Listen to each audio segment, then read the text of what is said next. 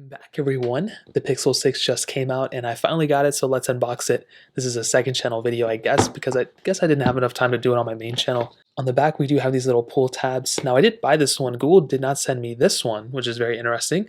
They sent me the more expensive one, which doesn't make any sense. So the box doesn't feel too much more different than the standard Pixel 6. And you can see we have the phone right here, right out the gate. So let me go ahead and pull this tab up.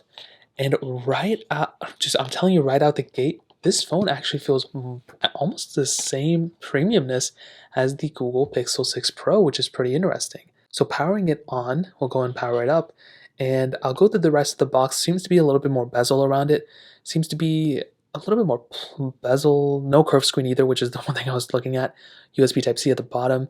Everything else about this phone feels almost the same as the Pixel 6 Pro, which is very interesting. So I'll put this to the side. The rest of the box pretty much just has a USB Type-C cable within here, which still looks pretty cool, USB Type-C to USB Type-C.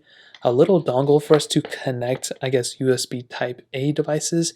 But the thing is, I would rather much have a charging block than one of these things. I have like 50 of them in my house, and I'd rather have a charging block. Those are way more functional, but still cool that they threw this in here too. And over here, we just have the standard pamphlets. Nothing else super crazy on this side. I'm trying to take it out.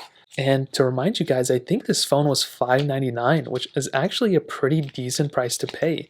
Now I'll go through the inside in a second. Now that pretty much covers up the inside. Again, you have the charging cable right here.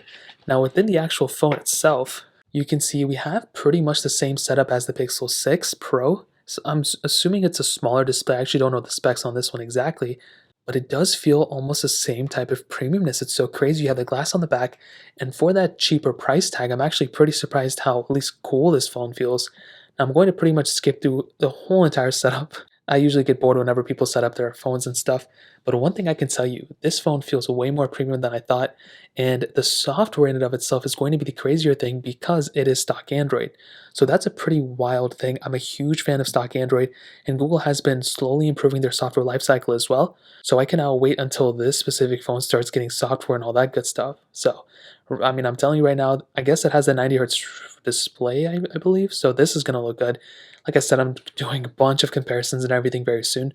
So I'll let you guys know how that goes, and you will definitely feel like you own this phone by the time I'm done comparing it. So that pretty much covers it up. If you guys have any other questions or anything like that, let me know in the comment section below. Hit the like button, that'll mean so much, but definitely hit that subscribe button. More importantly than everything else, I love every single one of you guys. Hopefully I'll catch you guys in the next video. Peace out till then.